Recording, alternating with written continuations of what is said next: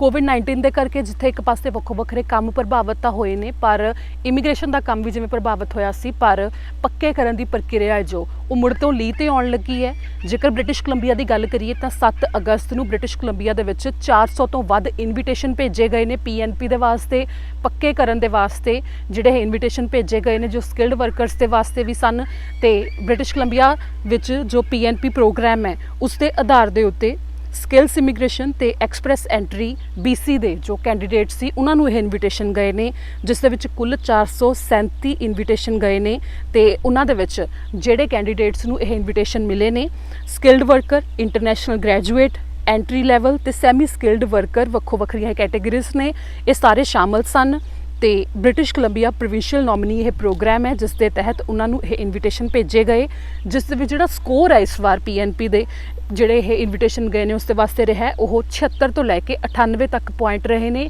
ਤੇ ਉਸ ਦੇ ਆਧਾਰ ਦੇ ਉੱਤੇ ਵੱਖੋ ਵੱਖਰੀ ਕੈਟੇਗਰੀ ਦੇ ਹਿਸਾਬ ਨਾਲ ਵੱਖੋ ਵੱਖਰੇ ਪੁਆਇੰਟ ਸਨ, ਜਿਸ ਦੇ ਆਧਾਰ ਦੇ ਉੱਤੇ ਇਹ ਇਨਵੀਟੇਸ਼ਨ ਭੇਜੇ ਗਏ ਨੇ। ਇੱਥੇ ਜ਼ਿਕਰਯੋਗ ਹੈ ਕਿ 2 ਸਬ ਕੈਟੇਗਰੀਜ਼ ਆਉਂਦੀਆਂ ਨੇ ਇਸ ਦੇ ਵਿੱਚ, ਜੋ ਇਹ ਡਰਾਅ ਕੱਢਿਆ ਜਾਂਦਾ ਹੈ। ਐਕਸਪ੍ਰੈਸ ਐਂਟਰੀ BC ਸਟਰੀਮ ਸੀ, ਜਿਸ ਦੇ ਵਿੱਚ ਇੱਕ ਸਕਿਲਡ ਵਰਕਰ ਆਉਂਦੇ ਨੇ ਤੇ ਉਹਨਾਂ ਦਾ ਜੋ ਸਕੋਰ ਹੈ ਉਹ 97 ਤੱਕ ਗਿਆ, ਤੇ ਇੰਟਰਨੈਸ਼ਨਲ ਗ੍ਰੈਜੂਏਟ ਆਉਂਦੇ ਨੇ ਤੇ ਉਹਨਾਂ ਦਾ ਸਕੋਰ ਹੈ ਉਹ 98 ਤੱਕ ਗਿਆ। ਇੱਥੇ ਜ਼ਿਕਰਯੋਗ ਹੈ ਕਿ ਜਦੋਂ ਉਹਨਾਂ ਨੂੰ ਇਨਵੀਟੇਸ਼ਨ ਆ ਗਏ ਨੇ ਤੇ ਫਿਰ ਉਸ ਤੋਂ ਬਾਅਦ ਜਿਹੜੇ ਵੀ ਕੈਂਡੀਡੇਟ ਨੇ ਜਿਨ੍ਹਾਂ ਨੂੰ ਇਨਵੀਟੇਸ਼ਨ PR ਦੇ ਵਾਸਤੇ ਆਏ ਨੇ, ਪੂਰਾ ਪੇਪਰ ਵਰਕ ਫਾਈਲ ਦੇ ਵਿੱਚ ਜਿਹੜੇ ਵੀ ਕਾਗਜ਼ਾਂ ਦੀ ਲੋੜ ਹੈ ਉਹ ਕਾਗਜ਼ ਪੂਰੇ ਕਰਕੇ ਹੁਣ ਉਹ ਭੇਜਣਗੇ ਤੇ ਪੂਰੀ ਪ੍ਰਕਿਰਿਆ ਚੱਲੇਗੀ। 3 ਤੋਂ 4 ਮਹੀਨੇ ਦਾ ਜਾਂ ਫਿਰ 5 ਤੋਂ 6 ਮਹੀਨੇ ਦਾ ਸਮਾਂ ਲੱਗੇਗਾ, ਜਿਸ ਤੋਂ ਬਾਅਦ ਉਹਨਾਂ ਸਾਰਿਆਂ ਨੂੰ ਪ੍ਰੋਵਿੰਸ ਦੇ ਵੱਲੋਂ ਜੋ ਉਹਨਾਂ ਦੀ PNP ਕਲੀਅਰ ਹੋ ਜਾਵੇਗੀ ਤੇ 600 ਪੁਆਇੰਟ ਉਹਨਾਂ ਨੂੰ ਮਿਲ ਜਾਣਗੇ, ਜਿਸ ਤੋਂ ਬਾਅਦ ਉਹ ਫੈਡਰਲ ਦੇ ਵਿੱਚ ਐਕਸਪ੍ਰੈਸ ਐਂਟਰੀ ਦੇ ਤਹਿਤ ਆਪਣੀ ਫਾਈਲ ਲਗਾ ਸਕਦੇ ਨੇ ਤੇ ਫਿਰ ਉਹ ਪੱਕੇ ਹੋ ਜਾਣਗੇ। ਅੱਜ ਮੌਂਟਰੀਅਲ ਡਾਊਨਟਾਊਨ ਵਿੱਚ ਵੱਡੀ ਗਿਣਤੀ ਲੋਕਾਂ ਨੇ ਪ੍ਰਦਰਸ਼ਨ ਕੀਤੇ। ਦਰਅਸਲ ਜਦੋਂ ਲੋਕ ਇਹ ਪ੍ਰਦਰਸ਼ਨ ਕਰ ਰਹੇ ਸੀ, ਰੈਲੀ ਉਹਨਾਂ ਦੇ ਵੱਲੋਂ ਕੀਤੀ ਗਈ ਤਾਂ ਉਸ ਦੌਰਾਨ ਮਾਸਕ ਨਹੀਂ ਸੀ ਪਾਏ ਹੋਏ ਉਹਨਾਂ ਨੇ, ਕਿਉਂਕਿ ਇਹ ਰੈਲੀ ਇਸ ਦੇ ਖਿਲਾਫ ਹੀ ਕੀਤੀ ਗਈ ਸੀ ਜੋ ਕਿਊਬੈਕ ਸਰਕਾਰ ਦੇ ਵੱਲੋਂ ਫੇਸ ਮਾਸਕ ਪਾਉਣ ਨੂੰ ਲੈ ਕੇ ਹਦਾਇਤਾਂ ਲਾਗੂ ਕੀਤੀਆਂ ਗਈਆਂ ਨੇ, ਜਿਸ ਦੇ ਵਿੱਚ ਵੱਖੋ ਵੱਖਰੀਆਂ ਉਦਾਹਰਨਾਂ ਵੀ ਸਾਂਝੀਆਂ ਕੀਤੀਆਂ ਗਈਆਂ ਪ੍ਰਦਰਸ਼ਨਕਾਰੀਆਂ ਦੇ ਵੱਲੋਂ ਤੇ ਇਸ ਦੇ ਵਿੱਚ ਵਿਰੋਧ ਵੀ ਕੀਤਾ ਗਿਆ। ਟੀ-ਸ਼ਰਟਸ ਦੇ ਉੱਤੇ ਉਹਨਾਂ ਨੇ ਵੱਖੋ ਵੱਖਰੇ ਸਲੋਗਨ ਲਿਖੇ ਹੋਏ ਸਨ ਜੋ ਰੈਲੀ ਦੇ ਦੌਰਾਨ ਉਹਨਾਂ ਨੇ ਪਾਈਆਂ ਹੋਈਆਂ ਸੀ, ਜਿਸ ਦੇ ਵਿੱਚ ਉਹਨਾਂ ਨੇ ਲਿਖਿਆ ਕਿ ਉਹਨਾਂ ਨੂੰ ਆਜ਼ਾਦੀ ਚਾਹੀਦੀ ਹੈ, ਕਿ ਇਹ ਨਹੀਂ ਹੋ ਸਕਦਾ ਕਿ ਹਰ ਥਾਂ ਦੇ ਉੱਤੇ ਉਹ ਮਾਸਕ ਪਾ ਕੇ ਜਾ ਸਕਣ। ਜਿਸ ਦੇ ਵਿੱਚ ਇੱਕ ਉਦਾਹਰਣ ਵੀ ਦਿੱਤੀ ਗਈ ਕਿ ਇਹ ਕਿਵੇਂ ਹੋ ਸਕਦਾ ਹੈ ਕਿ ਜਦੋਂ ਇੱਕ ਰੈਸਟੋਰੈਂਟ ਦੇ ਵਿੱਚ ਜਾ ਰਹੇ ਨੇ ਤਾਂ ਉਸ ਸਮੇਂ ਉਹਨਾਂ ਨੇ ਮਾਸਕ ਪਾਇਆ ਹੋਵੇ ਤਾਂ ਰੈਸਟੋਰੈਂਟ ਜਦੋਂ ਪਹੁੰਚ ਗਏ ਤਾਂ ਉੱਥੇ ਅੰਦਰ ਟੇਬਲ ਦੇ ਉੱਤੇ ਜਾ ਕੇ ਉਹ ਮਾਸਕ ਉਤਾਰ ਦੇਣ, ਕਿਉਂਕਿ ਜੇਕਰ ਉਸ ਰੈਸਟੋਰੈਂਟ ਦੇ ਵਿੱਚ ਉਹਨਾਂ ਨੂੰ ਕੀਟਾਣੂ ਫੈਲਣ ਦਾ ਖਤਰਾ ਹੈਗਾ ਏ ਤਾਂ ਫਿਰ ਜਦੋਂ ਉਹ ਟੇਬਲ ਤੇ ਬੈਠੇ ਨੇ ਤਾਂ ਕੋਵਿਡ-19 ਫੈਲਣ ਦਾ ਖਤਰਾ ਤਾਂ ਉਸ ਸਮੇਂ ਵੀ ਹੋਵੇਗਾ। ਤਾਂ ਕੁਝ ਅਜਿਹੀਆਂ ਉਦਾਹਰਨਾਂ ਦਿੰਦੇ ਹੋਏ ਇਹ ਰੈਲੀ ਕੀਤੀ ਗਈ, ਜਿਸ ਦੇ ਵਿੱਚ ਪ੍ਰਦਰਸ਼ਨਕਾਰੀਆਂ ਨੇ ਵੱਖੋ ਵੱਖਰੇ ਮੁੱਦੇ ਚੁੱਕੇ ਤੇ ਕਿਊਬੈਕ ਸਰਕਾਰ ਦੇ ਵੱਲੋਂ ਚੁੱਕੇ ਜਾ ਰਹੇ ਕਦਮ ਤੇ ਫੇਸ ਮਾਸਕ ਨੂੰ ਲਗਾਈਆਂ ਗਈਆਂ ਹਦਾਇਤਾਂ ਦੇ ਉੱਤੇ ਇਹ ਸਵਾਲ ਚੁੱਕੇ ਨੇ, ਜਿਸ ਦੇ ਵਿੱਚ ਕਾਫੀ ਗੁੱਸਾ ਵੀ ਪ੍ਰਦਰਸ਼ਨਕਾਰੀਆਂ ਦੇ ਦਰਮਿਆਨ ਦੇਖਿਆ ਗਿਆ। ਤੇ ਕੋਵਿਡ-19 ਨੂੰ ਲੈ ਕੇ ਜੋ ਵੱਖੋ ਵੱਖਰੀਆਂ ਹਦਾਇਤਾਂ ਨੇ, ਦੂਰੀ ਬਣਾ ਕੇ ਰੱਖਣਾ ਤੇ ਮਾਸਕ ਜਿਹੜੇ ਪਾਉਣੇ ਨੇ, ਤਾਂ ਉਸ ਦੇ ਵਿੱਚ ਦੇਖਿਆ ਗਿਆ ਕਿ ਇਸ ਰੈਲੀ ਵਿੱਚ ਵਿਅਕਤੀਆਂ ਨੇ ਮਾਸਕ ਨਹੀਂ ਪਾਏ ਹੋਏ ਸੀ ਤੇ ਉਹ ਪ੍ਰਦਰਸ਼ਨ ਕਰ ਰਹੇ ਸੀ। ਨਾਅਰੇਬਾਜ਼ੀ ਉਹਨਾਂ ਵੱਲੋਂ ਕੀਤੀ ਗਈ ਤੇ ਨਾਲ ਹੀ ਇਹ ਕਿਹਾ ਗਿਆ ਕਿ ਸਰਕਾਰ ਆਪਣੀਆਂ ਮਨਮਰਜ਼ੀਆਂ ਇਸ ਤਰ੍ਹਾਂ ਨਹੀਂ ਕਰ ਸਕਦੀ ਤੇ ਆਜ਼ਾਦੀ ਨੂੰ ਨਹੀਂ ਖੋਇਆ ਜਾ ਸਕਦਾ ਤੇ ਕੁਝ ਇਸ ਤਰ੍ਹਾਂ ਦੇ ਫੈਸਲੇ ਇੱਕਦਮ ਲੈ ਕੇ ਜਨਤਾ ਦੇ ਉੱਤੇ ਨਹੀਂ ਥੋਪੇ ਜਾ ਸਕਦੇ, ਜਿਸ ਦਾ ਉਹ ਵਿਰੋਧ ਕਰਦੇ ਨੇ। ਇਸ ਸਮੇਂ ਰੈਲੀ ਦੇ ਵਿੱਚ ਫੇਸ ਮਾਸਕ ਨੂੰ ਲੈ ਕੇ ਉਹਨਾਂ ਵੱਲੋਂ ਵਿਰੋਧ ਕੀਤਾ ਗਿਆ, ਜੋ ਕਿਊਬੈਕ ਸਰਕਾਰ ਦੇ ਵੱਲੋਂ ਫੈਸਲਾ ਲਿਆ ਗਿਆ ਕਿ ਹਮੇਸ਼ਾ ਉਹਨਾਂ ਨੂੰ ਮਾਸਕ ਪਾਉਣਾ ਪਵੇਗਾ। ਕੋਵਿਡ-19 ਦੇ ਮਰੀਜ਼ਾਂ ਨੂੰ ਟਰੈਕ ਕਰਨ ਦੇ ਵਾਸਤੇ ਇੱਕ ਐਪਲੀਕੇਸ਼ਨ ਦੀ ਜੋ ਸ਼ੁਰੂਆਤ ਕੀਤੀ ਗਈ, ਸਭ ਤੋਂ ਪਹਿਲਾਂ ਜੇ ਸੂਬੇ ਦੀ ਗੱਲ ਕਰਦੇ ਹਾਂ, ਕੈਨੇਡਾ ਭਰ ਦੇ ਵਿੱਚ ਐਲਬਰਟਾ 'ਚ ਕੀਤੀ ਗਈ ਸੀ, ਜਿਸ ਦੇ ਰਾਹੀਂ ਟ੍ਰੇਸ ਕੀਤੇ ਜਾਂਦੇ ਸੀ ਕੋਵਿਡ-19 ਦੇ ਮਰੀਜ਼। ਤੇ ਇਸ ਐਪਲੀਕੇਸ਼ਨ ਨੂੰ ਮਈ 1 ਨੂੰ ਲਾਂਚ ਕੀਤਾ ਗਿਆ ਸੀ, ਪਰ ਇਹ ਐਪਲੀਕੇਸ਼ਨ ਚੰਗੀ ਤਰ੍ਹਾਂ ਕੰਮ ਨਹੀਂ ਕਰ ਸਕੀ। ਦਰਅਸਲ ਹੁਣ ਐਲਬਰਟਾ ਦੇ ਵਿੱਚੋਂ ਸੰਕੇਤ ਆਏ ਨੇ, ਜਿਸ ਦੇ ਬਾਰੇ CBC ਦੇ ਵੱਲੋਂ ਇੱਕ ਰਿਪੋਰਟ ਛਾਪੀ ਗਈ ਹੈ, ਜਿਸ ਦੇ ਵਿੱਚ ਇਹ ਸਾਹਮਣੇ ਆਇਆ ਹੈ ਕਿ ਐਲਬਰਟਾ ਆਪਣੀ ਜਿਹੜੀ ਉਹਨਾਂ ਦੀ ਐਪਲੀਕੇਸ਼ਨ ਸੀ ਉਸ ਨੂੰ ਹੁਣ ਤਬਦੀਲ ਕਰ ਦੇਵੇਗਾ, ਜੋ ਕਿ ਕੈਨੇਡਾ ਸਰਕਾਰ ਦੇ ਵੱਲੋਂ ਸ਼ੁਰੂ ਕੀਤੀ ਗਈ ਹੈ, ਜੋ ontario ਤੋਂ ਸ਼ੁਰੂ ਕਰ ਦਿੱਤੀ ਗਈ ਹੈ, ਜਿਸ ਦਾ ਨਾਮ ਕੋਵਿਡ ਅਲਰਟ ਹੈ। ਤੇ ਹੁਣ ਐਲਬਰਟਾ ਵਾਸੀ ਨੇ ਜੋ 2,30,000 ਤੋਂ ਵੱਧ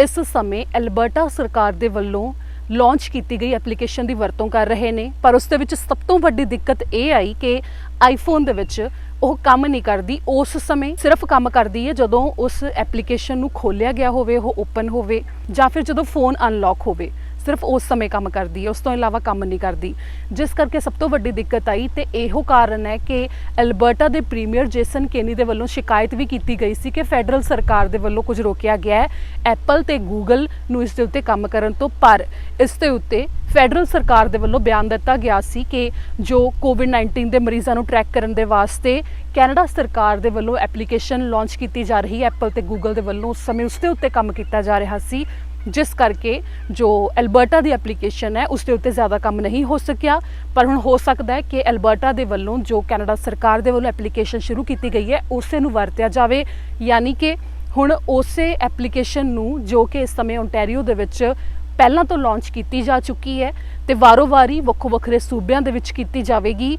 उसनूं वरतिया जा सकता है। एलबर्टा दे विच भी एप्लीकेशन एलबर्टा च पहलां तो वरती जा रही है, वो हो सकता है कि हुण अगे होर ज़्यादा ना वरती जाए, जिसनूं कि 2 लाख तो वध लोग पहलां तो डाउनलोड कर चुके हैं। इस दे विच पहलां मन्निया जा रहा सी कि निजी जानकारी नूं लैके दिक्कत आ सकती है कि ट्रैक होणगे, लोकेशन ट्रैक होवेगी, पर इत्थे भी है कि कोविड-19 के मरीज़ ने जो जेकर 2 मीटर की दूरी के अंदर किसी तंदुरुस्त व्यक्ति के संपर्क विच जिहड़ा कोविड-19 का मरीज़ है वो 15 मिनट तो वध समय लई रहिंदा है, तां उस हिसाब दे नाल चेतावनी दित्ती जाती है कि कितना कु गंभीर हो सकता है। उस दूरी दे विच जिहड़े होर तंदुरुस्त लोग सन वो किस तरह बीमार होए हो सकते हैं, तो इस दे उत्ते अलर्ट फिर दे दिता जाता है। ब्लूटूथ के राही इस एप्लीकेशन के राही काम किया जाता है, तो जिस तो बाद जिन्ने ज़्यादा लोग इसनूं अपने डाउनलोड करेंगे फोन दे विच तो उन्नी ज़्यादा उन्होंने इन्फॉर्मेशन इस दे उत्ते मिलती रहेगी कि किते वो किसी कोविड-19 के मरीज़ के संपर्क विच तां नहीं आ गए, तो जेकर आए होणगे तो उन्होंने अलर्ट जाएगा, जिस तो बाद दस्सिया जाएगा कि वह 14 दिन वास्ते अपने आप नूं क्वारंटीन कर देण ते लक्षण जरूर देखे जाण कि कोविड-19 दे उन्हां विच कोई दिखाई तो नहीं दे रहे, क्योंकि कोविड-19 का मरीज़ उन्होंने नेड़े सी। तो इत्थे भी कहा जा रहा है कि जदों उस एप्लीकेशन में बेशक डाउनलोड किया होया पर उहदे विच स्टेटस भी एक अपडेट करना पवेगा कि जेकर किसी व्यक्ति नूं कोविड-19 हो जाता है तो एप्लीकेशन उसने वो पहलां तो डाउनलोड की हुई सी, तो उस दे विच उसनूं लिखना पवेगा कि वह कोविड-19 तो पीड़ित हो गया, जिस तो बाद जिहड़े उसके आले दुआले लोग होणगे उन्होंने अगे वो अलर्ट जाएगा कि वह कोविड-19 का मरीज़ है जो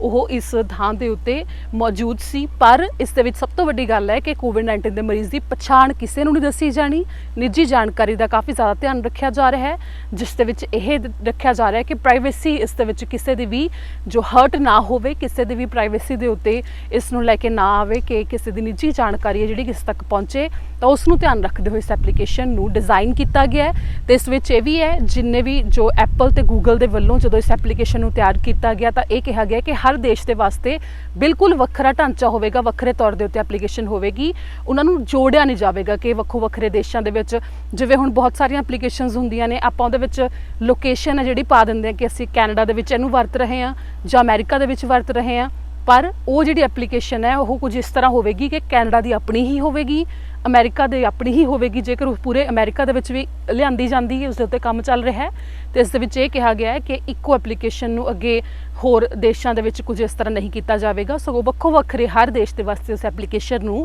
तैयार किया जा रहा है।